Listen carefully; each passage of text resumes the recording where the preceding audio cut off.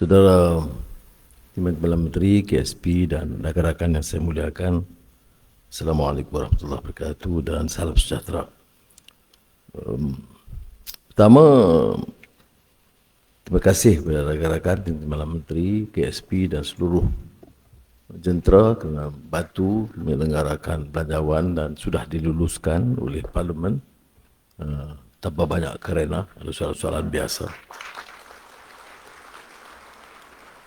Dan saya ingin mengambil kesempatan ini untuk menyatakan penghargaan kerana seperti mana saya sebut bulan lalu, mana-mana belanjawan itu walaupun diumumkan oleh Menteri Kewangan, tetapi hasil kerja yang sungguh-sungguh dan tekun oleh keluarga, terutama jentera yang terlibat secara langsung, tetapi ramai yang telah membantu menyelenggarakan. Cabarannya seperti biasa, semua kerangka besar itu adalah dalam usaha kita melaksanakan. The challenge has always been on the execution of major decisions, including projects. Itu selalu jadi masalah. Seperti mana kita sebut, masalah di negara kita di antaranya ialah memastikan kecepatan pelaksanaan. Maknanya ease of doing business. Tetapi sebab itu dalam beberapa mesyuarat dan semalam Balai Tindakan Ekonomi Negara kita juga uruskan itu di peringkat kabinet. Dari segi pelaburan tentunya saya telah tugaskan Menteri Tunku Zafrul untuk menyelaraskan supaya dalam proses kecepatan pelaksanaan. Dulu memang dipopularkan one stop agency. Saya kurang setuju kerana dia kata one stop agency itu dia berhenti di situ. One stop agency, the agency that stops all major decisions taking place. Jadi kita kata penyelarasan itu untuk mempercepatkan. Jadi saya percaya ini insya-Allah dapat dilakukan dan di perbendaraan tentunya KSP yang bantu untuk memastikan keputusan-keputusan kita itu diambil dan dilaksanakan dengan cepat. Di antaranya ialah pelaksanaan projek. Memang tahun ini 2023 ketimbang tahun-tahun yang lalu memang pelaksanaan itu lebih baik. Tetapi belum cukup memuaskan kerana kalau kita lakukan unjuran perbelanjaan dan pelaksanaan projek untuk 2023, sepatutnya dia mesti mengatasi 90% pelaksanaan. Tapi ini belum kita capai. Dalam apa yang disebut itqan fil amal, striving for excellence, itu kalau matlamatnya itu prestasi tahun lalu itu tidak cukup memuaskan. Jadi saya harap semua jentera mengambil kira perkara ini kerana kita ada hanya sampai 2 bulan lagi untuk akhir 2023 dan kita mengharapkan pelaksanaan itu dapat dipercepatkan. Kalau nampak prestasinya kurang baik, maka yang atas-atas itu kita batalkan semua percutian. Bermula dengan KSP. Tetapi saya walaupun saya sebut dalam nada gurauan, saya tahu prestasinya baik dan saya bangga dengan Kementerian Kewangan.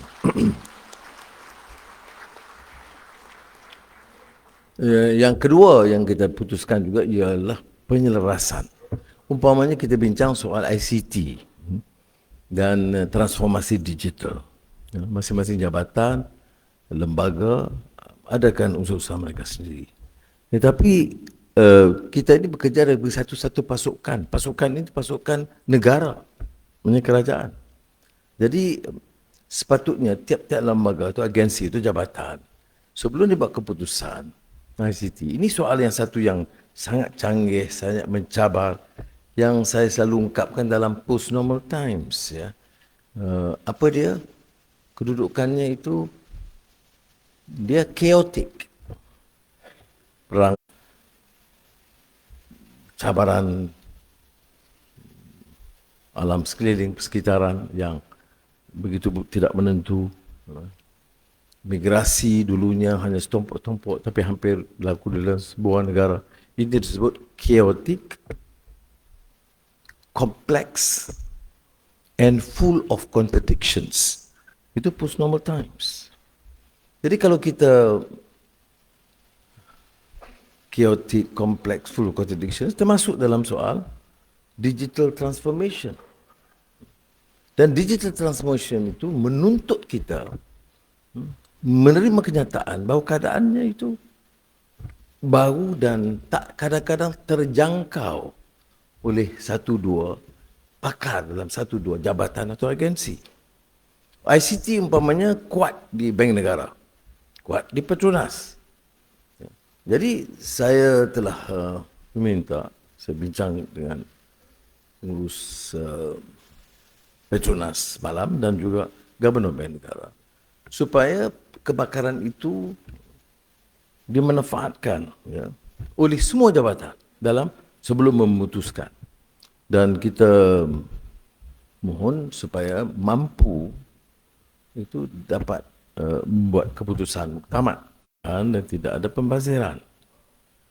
Itu sebagai contoh, satu hal contoh, kerana kita hadapi suasana yang sangat mencabar dan lain daripada biasa. Tetapi juga seperti mana yang sering saya jadikan dalam tema, ini soal digital transformation, energy transition, new roadmap for industrialization. Itu semua masalah menggapai suatu perkara yang tinggi. Ya. Kalau dalam istilah sastranya, menggapai langit. Meneroka alam pemikiran baru untuk menggapai langit. Tapi dalam menggapai langit, jangan kita lupa untuk berakar di bumi, menjejak ke alam nyata. Jadi bagaimana kita nak imbangi? Menggapai langit, jejak di alam nyata. Sebab itu beberapa keputusan kita, selain daripada kita bicara soal transisi tenaga, soal transformasi digital, soal industri yang lebih canggih, the front end of microchips dan semiconductors, kita juga harus fikir dan selesaikan masalah-masalah basic rakyat. Harga barang, standar sekolah, dan hal-hal yang kita dalam berlubang. Dan sebab itu saya kata bangga kerana input daripada gerakan di Kementerian Keuangan telah mendengar dapat diselesaikan. Jadi mana sementara kita menggapai langit dengan menurut ke alam pemikiran baru, kita juga menjejak dan mengakar ke bumi. Saya tak mau jadi ada orang bahas soal bahasa yang maha kaya, yang maha macam-macam. Dia dalam belanjawan ini, dalam merangka, kita juga buktikan bahawa bahasa Melayu itu juga bahasa ilmu, bahasa yang boleh mengungkapkan permasalahan ekonomi dengan baik. Sebab itu kita sengaja bukan saja merekayasa beberapa perkataan istilah baru, tetapi cuba menyampaikan dalam bahasa ekonomi, bahasa ilmu. Ada yang mengatakan, dia gurau, dia kata, siapa yang baca Asian Renaissance, katanya, ya, semua orang beli, semua orang baca, semua orang tak faham. Yang gurau, tak mustahil tak faham. Tapi maknanya, yang saya nak sampaikan ialah bahawa pimpinan juga harus beri contoh penguasaan bahasa yang baik. Sebab itu di parlimen umpamanya, parliamentary language itu tidak diizinkan. Apa dia parliamentary language? Bahasa kesat, bahasa maki amun, bahasa lucah, itu tidak dibolehkan. Itu apatah lagi sebagai pemimpin. Ya. Pemimpin ini harus juga memimpin dari segi contoh dan akhlak dan nilai. Ini cabaran. Itu soal belanjawan.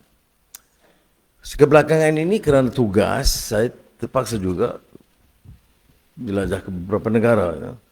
Mesyuarat di Riyadh pada bulan lalu itu hanya ASEAN GCC, ya, Gulf States.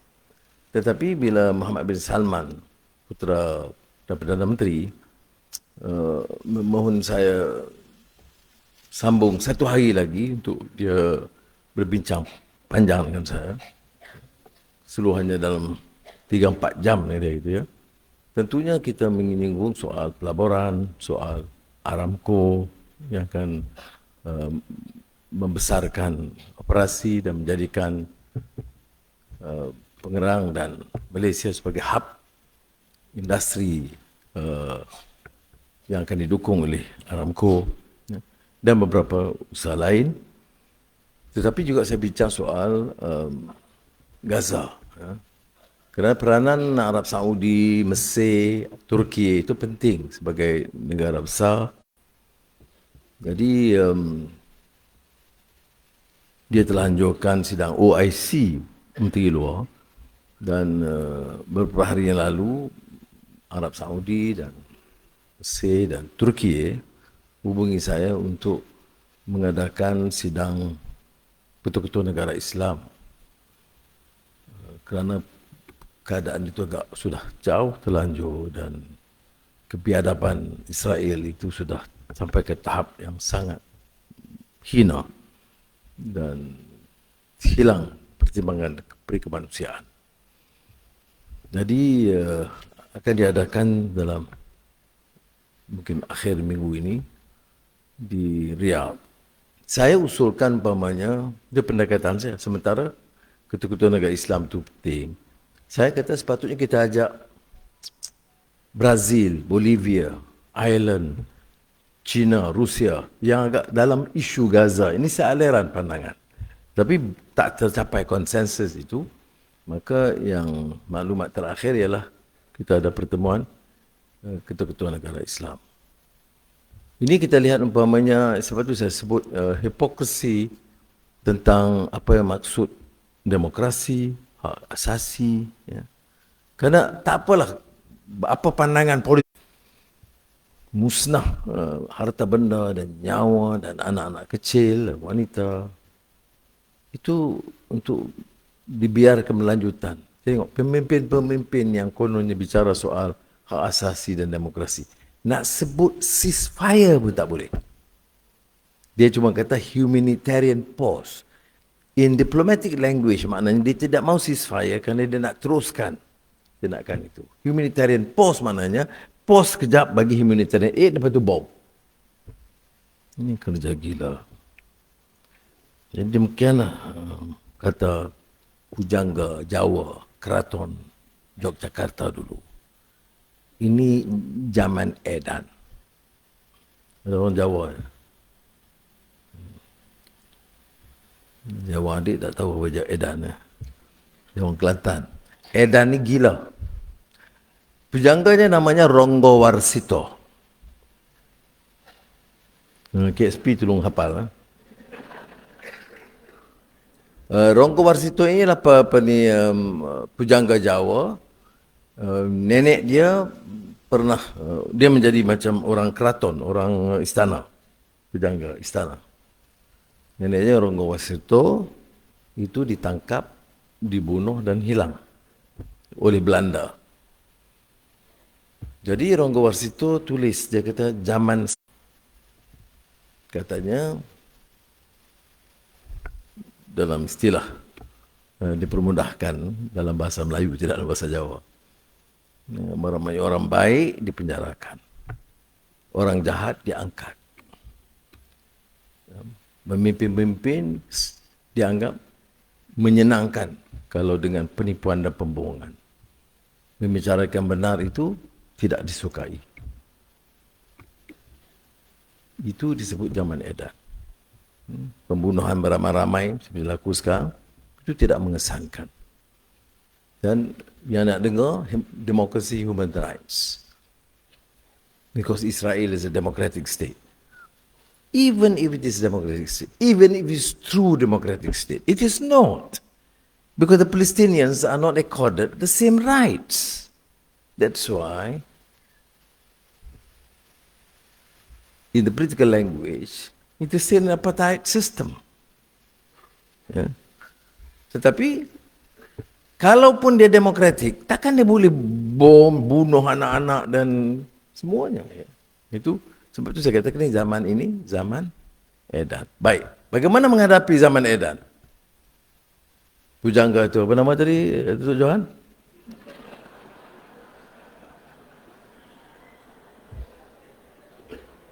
Ronggo Warsito.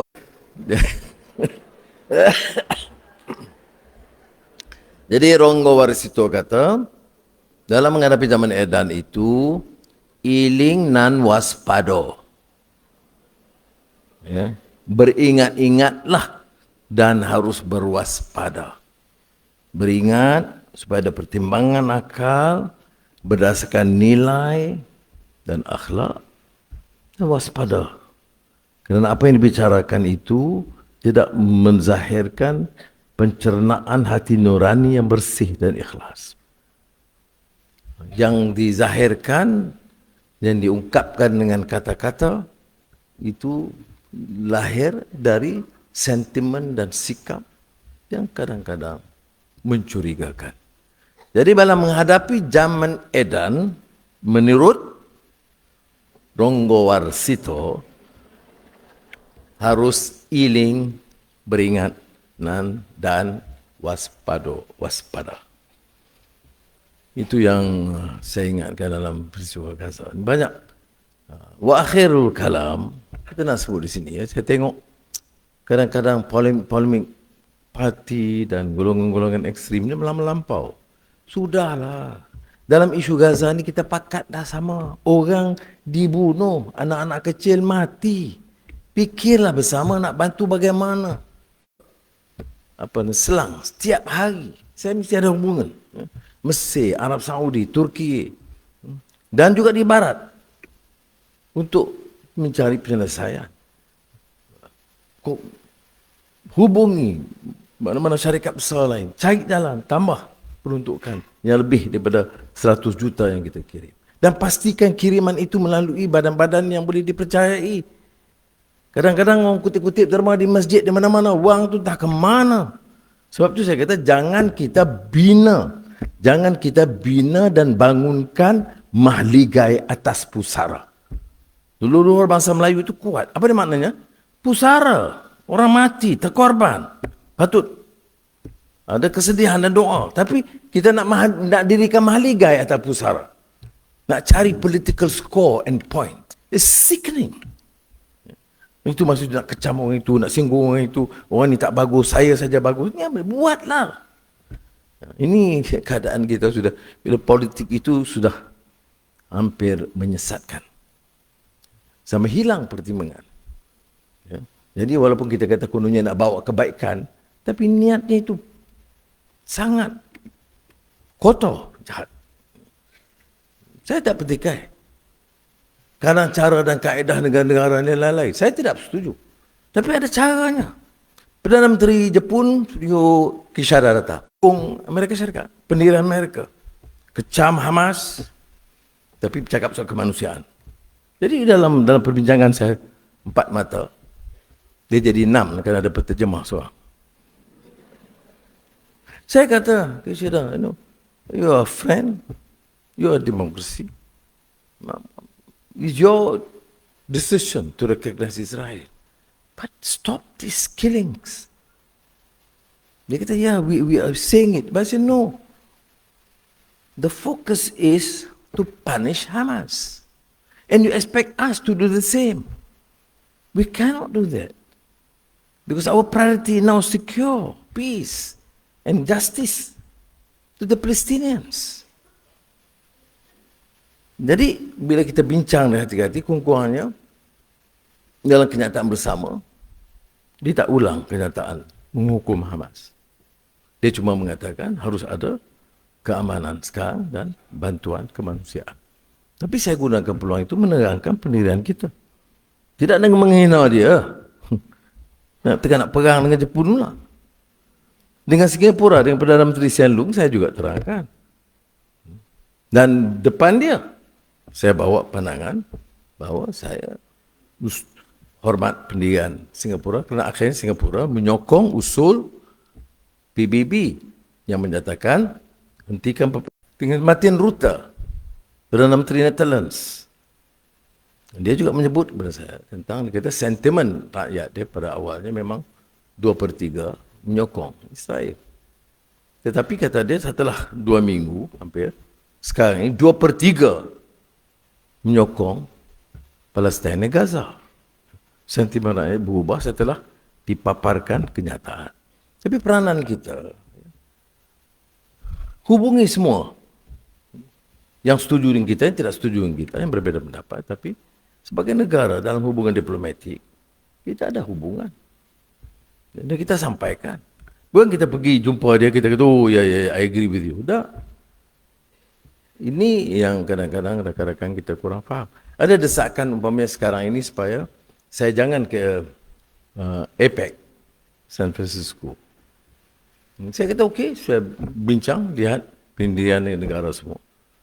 Setakat ini, negara ASEAN semuanya akan hadir. Negara-negara APEC yang lain, setakat yang saya tahu, semua akan hadir. Jadi apakah kita, oleh kerana kita tidak setuju dengan pendirian Amerika Serikat dalam isu ini, tidak akan hadir kerana bagi saya keutamaan juga menjaga hubungan diplomatik dan keamanan walaupun tidak berganjak dari sudut mempertahankan keadilan dan menyokong. Ini umpamanya saya memutuskan untuk hadir di persidangan APEC yang dihadiri oleh semua negara-negara Asia, bukan ASEAN, Asia, atas undangan Presiden Biden ke San Francisco. Ya, tentunya keputusan ini mungkin tidak menyenangkan sebagian pihak, tapi ya, kalau ia pun janganlah hukum saya sebagai pro-Israel dan hadir persidangan itu. Karena saya sebagai Perdana Menteri, saya nak kena jaga je kepentingan negara ini. Nak juga keselamatannya, ekonominya, kesenangannya. Dan tentunya tidak berganjak dari sudut menyatakan sikap saya. Di sidang ASEAN di Jakarta, di depan Kamala Harris, naib Presiden Amerika, Perdana Menteri Australia, Perdana Menteri China, Perdana Menteri India, saya sebut. Saya kata kita bicara soal Ukraine. Rusia itu dikecam kerana menakluki sebahagian daripada Ukraine di mana ramai penduduk-penduduk etnik Rusia. Dan kita anggap itu biadab, melanggar peraturan dan tatanan antarabangsa. Baik, saya setuju saya kata. Tapi mengapa ada kontradiksi dan hipokrisi bila soal Israel menakluki dengan keputusan PBB 1967? Oh tidak, kerana Israel kita nak jaga dan secure the security of Israel. Rusia kita sama, sebab Ukraine nak bangunkan ketenteraan yang didukung oleh Barat yang mencabar kedudukan Rusia. Ini yang saya anggap kontradiksi. Itu saya sebut, itu di depan mereka. Tapi tidaklah nada yang kasar. Tapi disampaikan. Dan saya satu-satunya di seluruh ASEAN dan Asia yang sampaikan pandangan begitu. Bukan nak tunjukkan saya tu hebat atau berani, tapi saya rasa banyak daripada hati nurani. I'm speaking from my conscience. Ini jarang saya kebetulan kedudukan naib Presiden Amerika itu Kamala Harris berdepan dengan saya betul-betul. Ya, memang kursinya begitu letak berdepan betul-betul. Dan saya sampaikan dengan bahasa diplomatik tapi jelas. Saya kata, why the inconsistent and contradictory position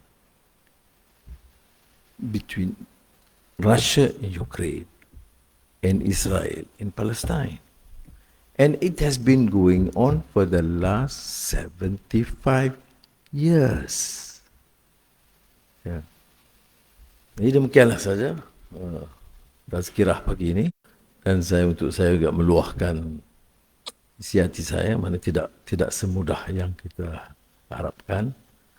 Jadi cuma yang kita mampu ikhtiar apa yang harus kita sampaikan dengan derma, dengan sedikit pengorbanan dan dengan iringan doa.